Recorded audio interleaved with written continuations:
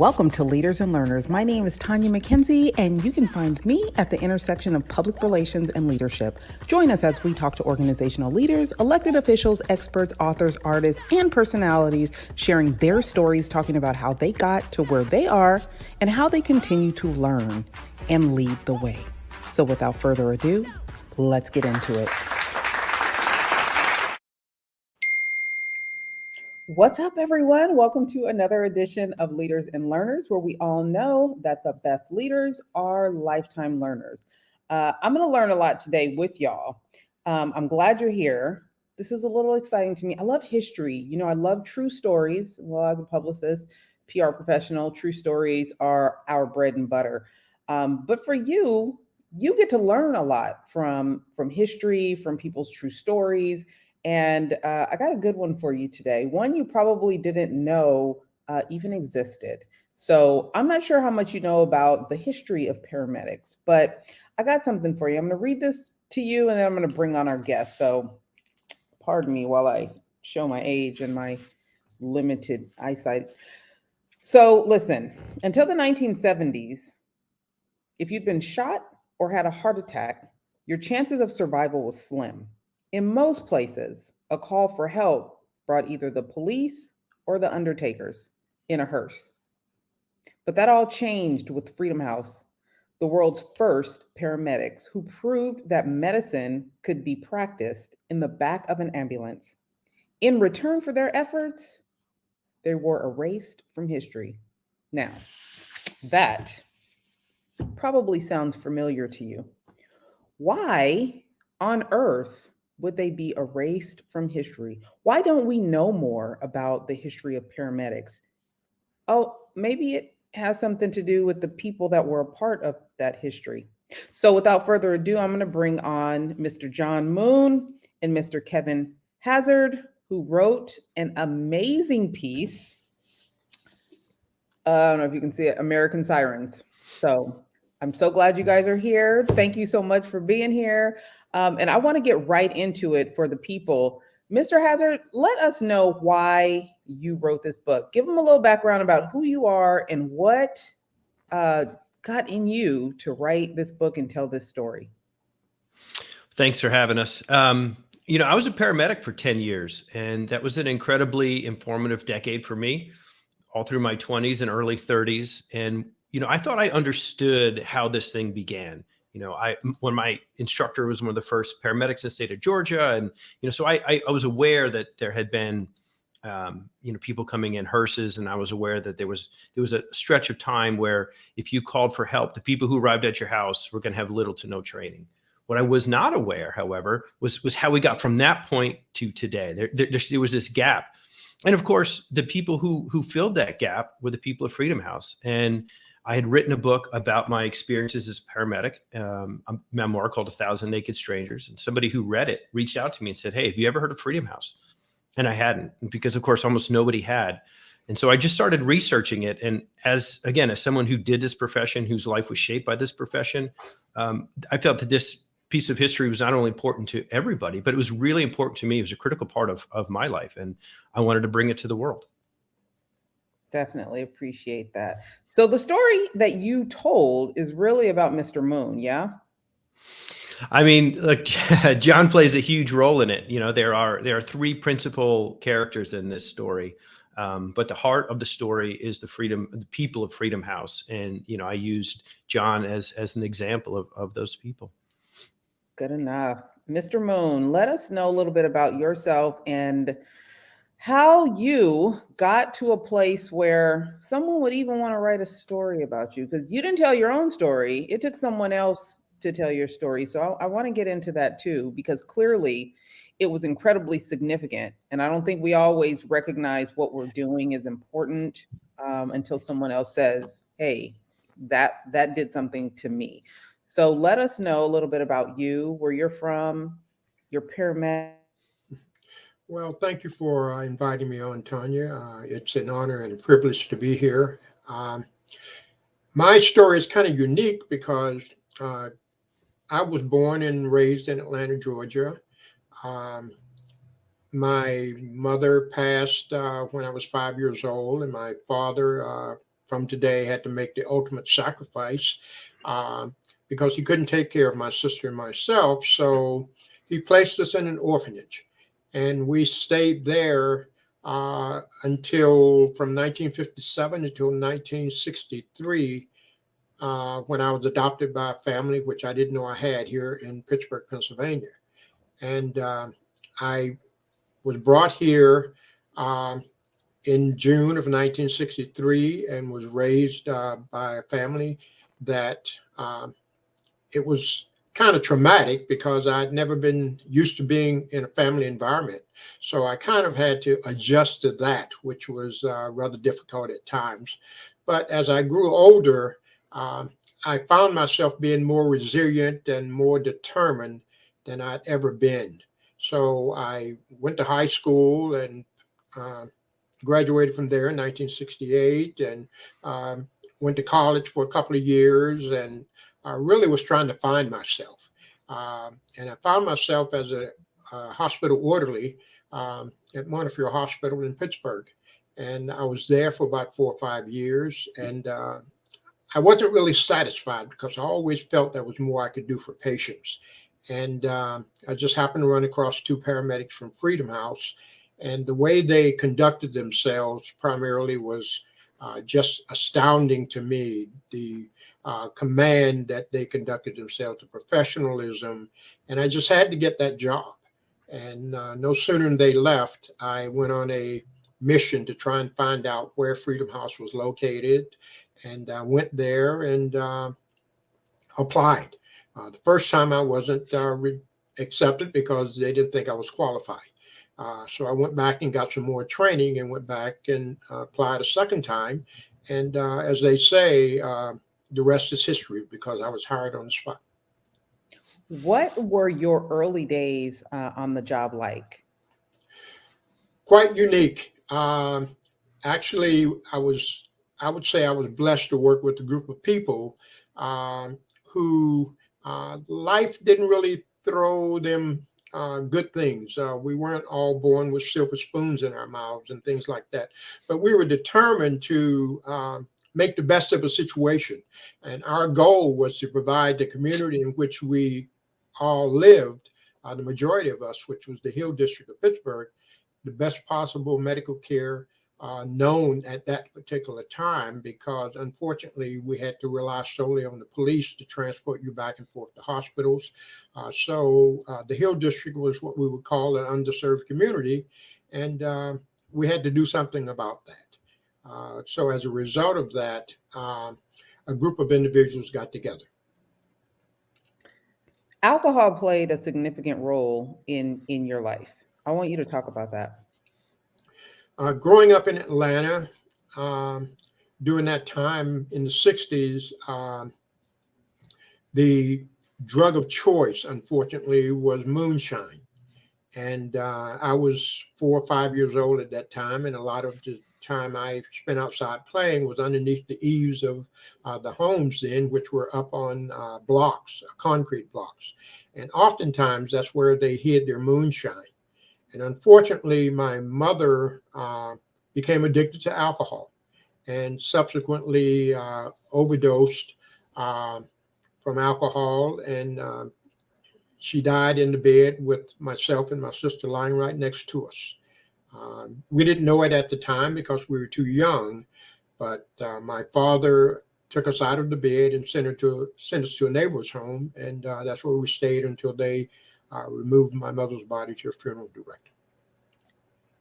What did that do to you as a young person? And then how did it affect you in your adulthood, particularly in the profession you were in?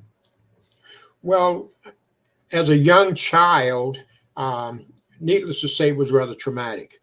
But for whatever the reason, I was able to kind of endure that.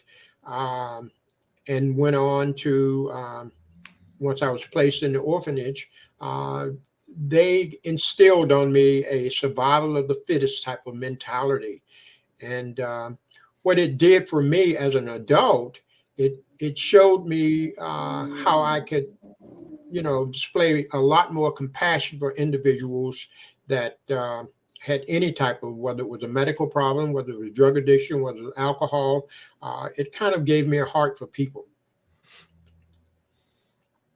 I think there is a level of compassion that obviously goes into the work that you do as a paramedic that others don't get to experience. Talk about some of the most impactful moments that you had as a paramedic.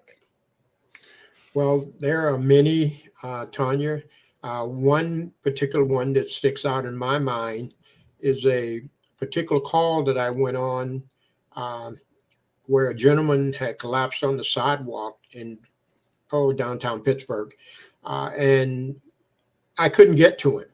He was on the other side of a chain link fence, but it was on a bridge, and the only thing that separated the bridge sidewalk and myself was the river. So common sense would tell you if you climb a 10-foot high chain link fence to climb back down. And unfortunately, common sense didn't prevail at that time, and I jumped 10 feet down onto a 3-foot wide sidewalk. And unfortunately, if I'd have missed, I'd been in the water. So yeah, so you're a hero without a cape. That's Absolutely. Hero without a cape. Got it. Listen, I think the work that you did was incredible, but I do want to know why, Kevin, you decided that this was the story you wanted to write about. Because I'm assuming, one, why would someone even bring it to you to write about it? Why do they think that you would even be interested in it? And then what would make you really want to write about it? Because those out there that are not authors, you might not understand. It's tough to finish a book. Like, writing a book is not easy. And getting to the conclusion of it, doing all the things that go along with being an author, takes a lot of work and determination. But there was something obviously about this story, about the history of this profession that gave you the tenacity to get this done. I mean, I would say if you looked at how it came to me, I think somebody was simply, asking, "Hey, have you ever heard of these guys? Have you ever heard of Freedom House?" I don't know that whoever sent that email had any idea that I was going to pursue it the way that I did. But the fact is, the moment I started looking into it, I realized how rich this story was. I mean, on the one hand, it's the birth of something that we all rely on every single day that quite literally keeps us alive. And on the other hand, it's peopled by this organization that has this incredible history, that all come from such a very interesting and intriguing place, that each of them, have their own stories that are so detailed and so you couldn't turn it down. And at each turn in my research, I came across another person whose story was so incredibly fascinating. So it wasn't just, the actions of what they did or the history of what they did, but it was the people involved. And of course, it's always the people that make a great story. And, this has, by any measure, all the things you look for in a great American story, with the underdogs, triumphing over this, incredible adversity.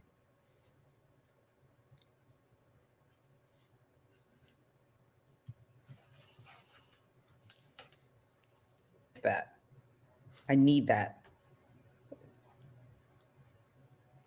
I'm sorry, we broke up for just a second. The most impactful part of the book for you. What chapter, what story, what really got at you? Honestly, I think the conversations about John were truly fascinating, about how he became who he became through high school and in his later years. Those conversations where he was sitting with his parents and, just seeing how people in this neighborhood, how African Americans were trying to decide how they were going to proceed. This generational divide was very fascinating. And the more I talked to John about that, the more, I just became drawn to the story. But for each person who entered this field, they all had a moment in which they saw paramedics for the first time, and that inspiration and realizing that this is something that I can do to help change the world. This is something that I can do that the world will not be able to ignore. That, to me, really is the heart of the story. John, I learned from writing my own story, there are times in our life that get hard to reflect upon. What was the most difficult story or conversation that you had to have with Mr. Hazzard about your life and your story that really kind of gave you pause or left you, with one of those serious moments of reflection? Well, that's a great point. It was once I started retracing my childhood with Kevin. And oftentimes, when you have trauma in your life, you have a tendency to push it to the back of your mind and you move forward. But in speaking with Kevin, I had really never had an opportunity to kind of share that part of my life with anyone. So it was a hidden part of me that no one really knew about except my adopted parents. So it was a matter of bringing all of the memories of being in Atlanta and growing up there and not having that kind of caused me to reflect back on my life. And it was a very emotional point, even though I didn't share it with Kevin. It really was. As I began to read the book, it brought tears in my eyes, believe it or not. Was it the part about your mother or something else? It was the whole component of my life in general, from my mother's passing until being placed in an orphanage, for which we went to visit twice. And the first time we got there, our father took us back home. And the second time, we thought the same thing was going to happen. And we got concerned because he hadn't called us. So we went looking for him and only to find out that he was gone. And we had to adapt to that environment to the point that this was our new home that we'd never been prepared for. One of the conversations that you hit on, actually, the first part that I read, is the fact that this history is not told. It's not out there. You actually had to go do the work and do the research. Why do you think that this is something that's not talked about regularly? Or it's hard to find? Like, what is it about this history that, isn't widely told and shared? Well, one of the reasons, and you alluded to it earlier, is who it's composed of, and we can't deny that fact. And I simply go back to once Freedom House was consumed by the city of Pittsburgh Emergency Medical Services. Even though we had an agreement with the city that every employee was to be employed by the city, unfortunately, the city kind of reneged on that deal. And they were successfully able to eliminate, I would say, 85 to 90% of the people that came over from Freedom House. So in my mind, if you eliminate the people that are a component of that historical perspective, you essentially eliminate the history. And unfortunately, that was, from my opinion, the intent when we went to the city of Pittsburgh. Wow. Mr. Hazzard, I want to get your thoughts on that. I don't think it's an accident that this particular history is not well known. We have watched Tom Hanks go to the moon 50 times, and yet none of us were aware of the story behind Hidden Figures until the movie came out. There are certain people that we choose to focus on. There are certain types of stories that we choose to tell.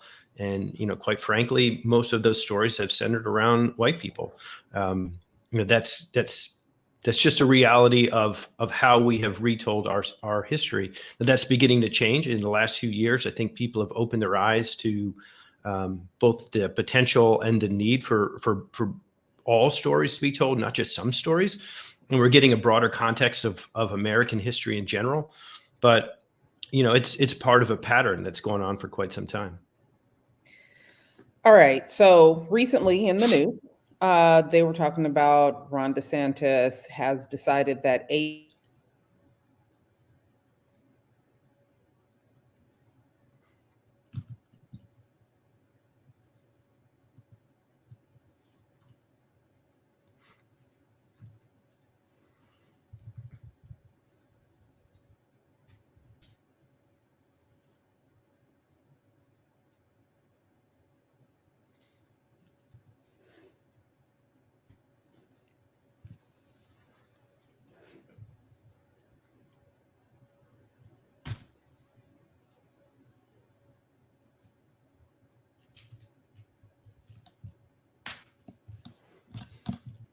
void figures in our history that help us. I think his story, Mr. Moon's story, helps us understand how we even got to this point, what it was like before that.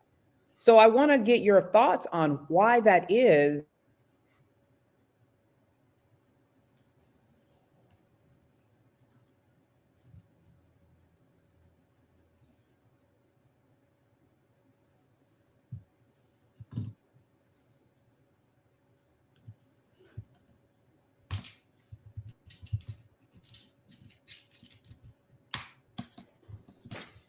Can you guys hear me? I can hear you. Okay, I can't hear. I've caught some of that. Not all of it. I apologize. If we're going to talk about this ridiculous CRT thing, I think I generally don't understand the parameters of the conversation. Whatever that term may or may not mean, aren't we really just talking about history? And if you're going to teach history, why would you not teach what happened? If what happened in 1967 was 24 young men who by design were Black, became the world's first paramedics, then that's a story you tell about how paramedicine was born. And if in 1975, the city of Pittsburgh chose to shut down that service because it did not want to be represented on the world stage by 24 young Black men, then that's a story you should tell. It may make people uncomfortable, and I don't think it diminishes everybody as a whole. I think to understand where we've been and what Americans have gone through makes us, makes all of us better and stronger going forward. So I genuinely don't understand the argument, this argument that people make where only certain versions of history should be told, or anything of a particular type of controversy should be either sidestepped or avoided. What do you think for you the toughest part of this book was? What was the hardest part for you to write, to narrate in your words? I think the hardest part was conveying the sense of honor and duty that people felt coming into this. Each person who did this, they were here for a very specific reason, and more than anything, what they wanted to do was serve their community. There was a larger story that was taking place around them, but that's not necessarily what woke them up every morning. They knew that they were serving a vital service to their community, and conveying that sense that they had of honor and duty, and how they performed it with such incredible grace.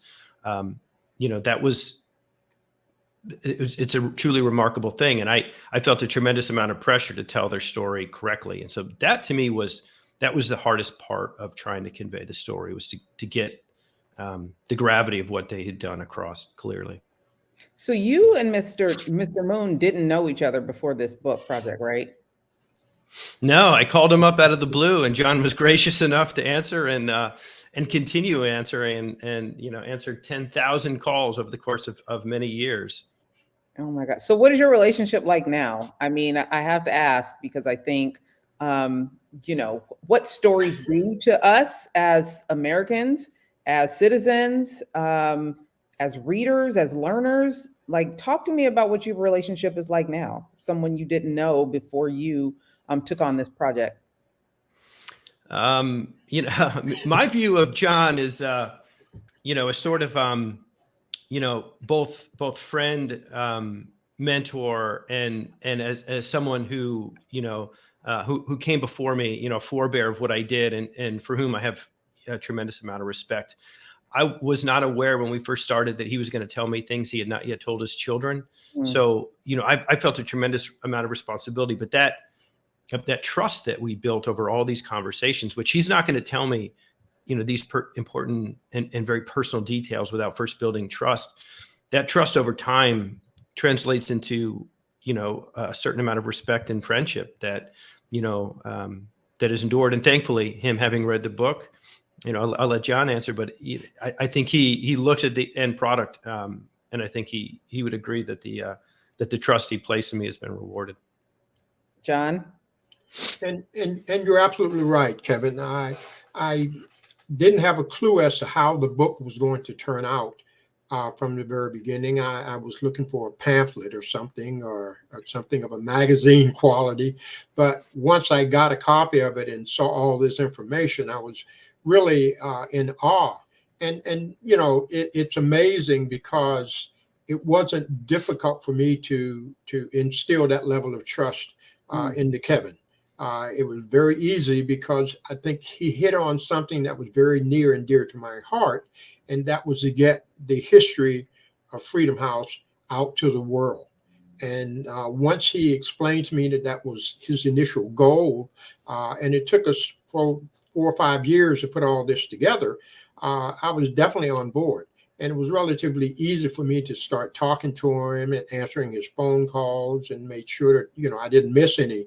But it was a joy to really work with him because he kind of brought into focus what my mission was, but I didn't have a way to do it.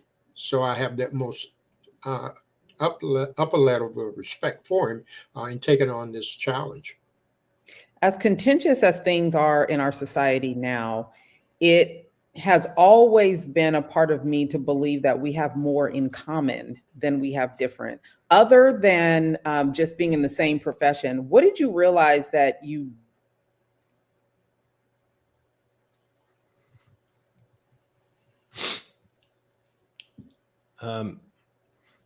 I can't speak for John. I'll let him get into what he thinks he might have in common with me. But you listen to someone's story, and I did not grow up in the neighborhood that John grew up in. My family situation was slightly different, but you're listening to a guy talk about how he was 4 years old and hiding underneath the porch and watching the world go by. We've all been in some way or another sort of, little kids kind of sitting back trying to make sense of what was happening around us, which is, kind of what is what that is. But then moving through, listening to him tell stories about sitting at the dinner table with his parents. I clearly never had a conversation in which my father said to me, you need to be the type of black man that a white man will accept. That was obviously not a part of my reality. But that generational divide, we all experience that, trying to figure out who we are and what our place is in the world. These are things we all go through, and everything else is something that we as people are imposing upon each other.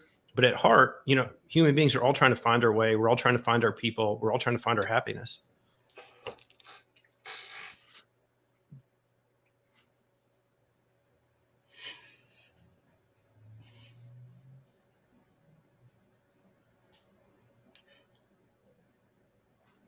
Well, I believe one of the drawbacks, I think, and it's not really a problem, is when I was visiting Kevin, I had the opportunity to go back to Atlanta and see exactly the location where I practically grew up.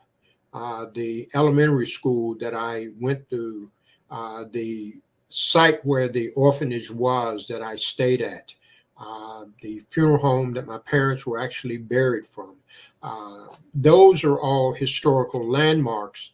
And those are the things that, quite honestly, make me really proud to have come from there, despite, some of the trials and tribulations that I had to go through. And to come here in Pittsburgh and see some of the things that I would have never been privy to while I stayed in Atlanta, because the entire city at that time was segregated. So to come to Pittsburgh and go to school with someone that didn't look like me, or to go to different stores and go to restaurants and sit at a counter, or to get on a bus and don't have to be concerned about where you're sitting and things like that. Those are types of things I had to really adjust to. Wow.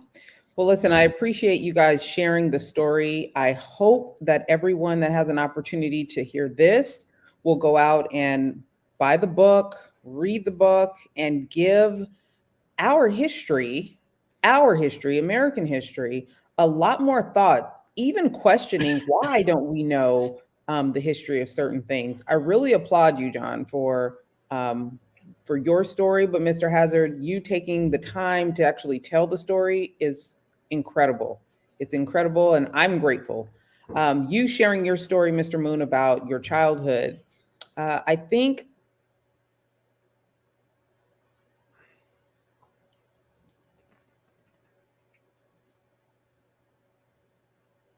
shapes you and it makes you the man that you've become. Someone obviously that Mr. Hazzard was interested to write about. So I enjoy this so much. What's next for both of you? What's next? How can we follow and support you and support the book?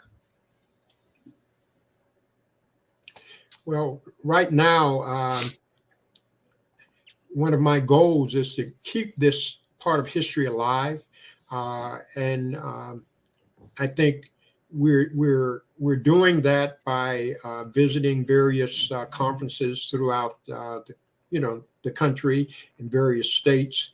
But one of the things that concerns me is that old axiom, charity begins at home. So right now, I'm really, really concerned about making sure this part of history is relived right here in the city of Pittsburgh, to the point where I don't want anyone to ever forget where EMS Foundation arose from, because we still have paramedics who work for the city of Pittsburgh right now that have no idea about Freedom House. And those are the things that concerns me. So I'm working on a couple of projects with the department as a whole to try to make sure that part of history remains with that department. Awesome. Mr. Hazzard? Well, I mean, right now we're out promoting the book. We'll be all over the place this spring, which is exciting. And, I'm starting work on the next one, but I'm out there in the world. I'm on all the usual social media places, and I'm happy to talk to anyone anytime about the story, because it's incredibly important in general. It's incredibly important to me. Couple things. You're working on this. I'm interested, obviously. It's early days, but it takes place in Los Angeles in the 1950s, and it exists at the intersection of medicine and crime. I love that. With all this promotion that's going to be going on, would California happen to be a stop of yours? We'll be in Reno. I think that's right now. That's as close as we get. That's Reno. It. That's all we got so far. Start agitating. We'll be there. All right. Well, if things change, definitely keep us posted. Listen, all of your social medias that we got and ways to purchase the book will be in the captions. We really appreciate you showing up. I've learned a lot, but even more importantly, I'm still so intrigued. So continuing to, I like learning. I like learning more about how we got to where we are in various different industries. I'm not even in your industry, and this has, my interest peaked. So I appreciate you telling the story. And Mr. Moon, I appreciate you sharing it with him for it to be told. So thank you guys so much. Thank you very much. I really appreciate this opportunity. Absolutely. Thank you. So happy to be here. Take it easy.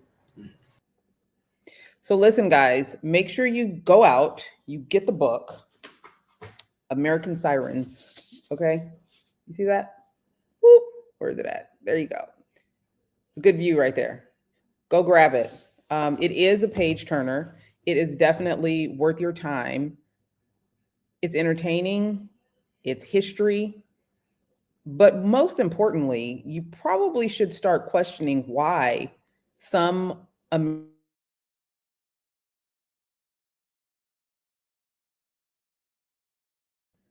make sure you dig in. Be curious about the world that we live in and the people around us. And until next time. Hey, thanks for showing up to the podcast where we all know that the best leaders are lifetime learners. When you get a sec, take a moment, leave a comment. What you think about today's episode, and share it with someone that you know could use the gems that were dropped today. Follow and subscribe. You don't want to miss who's coming up next. You never know who could show up here and what they could say. For your professional needs, marketing, PR, communications, and leadership, make sure you follow us on all social media platforms at Sand and Shores, or hit us up at sandandshores.com. Again, thanks so much for showing up. We appreciate you, and we'll see you soon.